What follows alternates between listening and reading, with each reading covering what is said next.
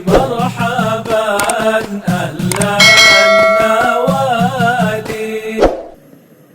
Ada juga ulama terkenal julukannya Syekhul Islam, Zakaria Al-Ansari. Zakaria Al-Ansari lahir pada tahun 824 Hijriah di kota namanya Sunaikah di Mesir. Wafat pada tahun 926 Hijriah di kota Kairo. Beliau dikuburkan dekat dengan kuburannya Imam Syafi'i di Mesir. Ini ulama multidisipliner, semua ilmu punya karya tulis beliau, sehingga julukannya Syekhul Islam. Al-Imam Al-Mizi dalam kitab Tahzibul Kamal fi Asma'ir Rijal, beliau itu hanya berani memberikan gelar Syekhul Islam kepada dua orang. Syekhul Islam itu artinya guru besar agama Islam. Dua orang beliau berani memberikan gelar itu. Yang pertama Imam As-Subki, yang kedua Ibnu Taimiyah. Karena Al-Mizi ini gurunya Ibnu Taimiyah. Akan tetapi ulama lain mengkritik bahwa Ibnu Taimiyah bukan Syekhul Islam, seperti Imam Taqiyuddin As-Subki dan Tajuddin As-Subki. Mereka mengkritik gelar tersebut. Namun gelar Syekhul Islam dalam mazhab Syafi'i hampir disepakati oleh seluruh ulama Syafi'i, di antaranya salah satunya selain Imam Nawawi yaitu Zakaria Al-Ansari, Syekhul Islam. Nah, latar belakang beliau menjadi ulama, beliau belajar terlambat, mulai belajar usia 26 tahun.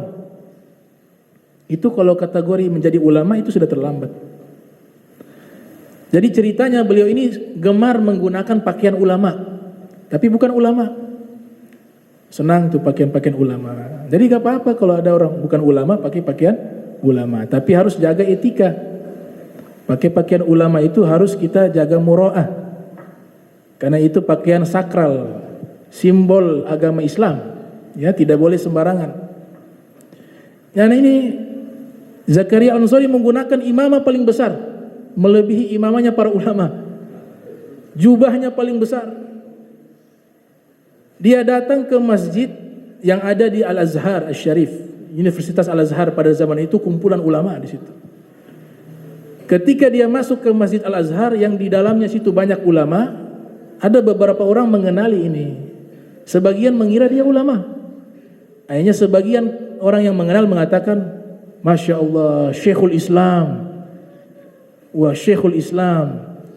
Akhirnya dia tersinggung, disindir Syekhul Islam. Dia keluar dari Masjid Al-Azhar tersebut, dia mengatakan, saya tidak akan keluar dari tempat ini terkecuali saya benar-benar menjadi Syekhul Islam.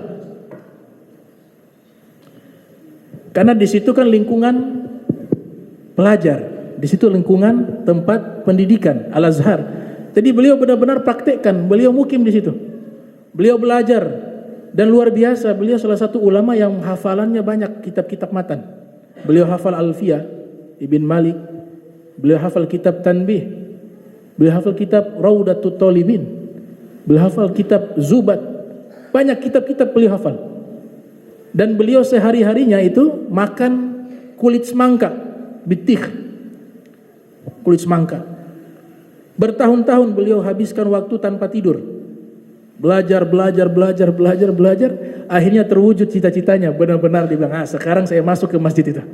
Dia gunakan jubah imamah, mereka panggil, ini Syekhul Islam. Dia bilang, ini sudah pantas saya disebut Syekhul Islam. Semua bidang ilmu beliau susun kitabnya. Dan beliau salah satu ulama yang unik. Kayaknya dikatakan oleh sebagian guru kami, kalau mau belajar fikih, kitab fikih, jangan baca kitabnya Abu Zakaria Al-Ansari, karena akan memunculkan sifat sombong. Bagaimana bisa? Ya, karena setiap pendapat ulama di dalam kitab beliau selalu dibantah. Oh, ini pendapat menurut saya lebih kuat begini, ini keliru, ini yang benar, begitu. Sehingga mengajarkan orang untuk menolak pendapat orang lain. mengambil pendapatnya. Tapi ulama lain mengatakan tidak, kitab fikihnya beliau itu kitab fikih yang paling bagus.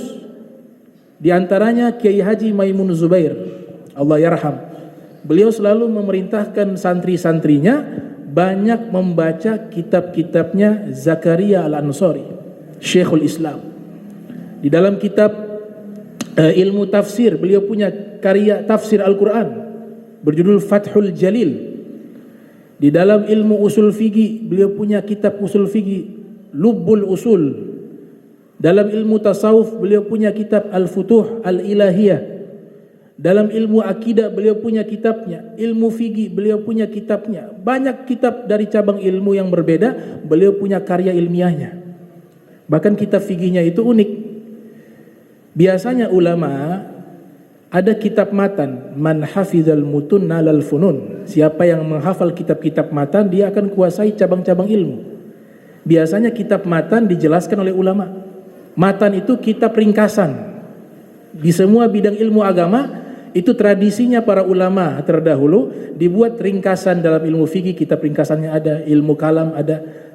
Ada ulama berikutnya menjelaskan isi ringkasan kitab tersebut jadi lebih tebal. Namun Zakaria Al-Ansari berbeda. Beliau merangkum kitabnya Imam Nawawi Minhajut Talibin menjadi kitab namanya Manhajut Tullab.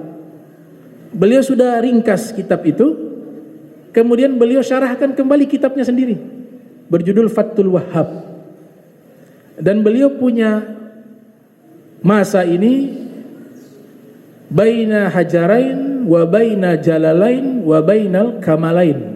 Beliau berada di antara dua batu, dua kemuliaan agama, dua kesempurnaan. Maknanya guru beliau salah satunya Ibnu Hajar Al-Asqalani. Muridnya beliau Ibnu Hajar Al-Haytami. Berada di antara dua batu. Batu yang di atas gurunya Ibnu Hajar Al-Asqalani, batu yang di bawah muridnya Ibnu Hajar Al-Haytami. Kemudian beliau berada di antara dua jalalain. Gurunya Jalaluddin Al-Mahalli yang memiliki kitab tafsir Jalalain.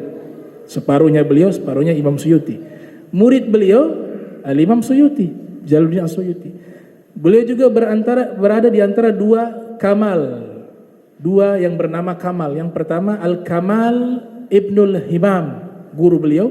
Muridnya beliau namanya Al-Kamal Ibnu Syarif, itu murid beliau. Dan di antara murid-murid beliau mereka menjadi ulama-ulama besar.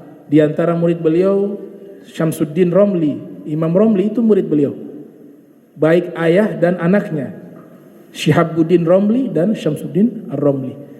Murid beliau juga Syekh Abdul Wahab Asy-Sya'rani. Murid beliau juga Ibnu Hajar Al-Haytami.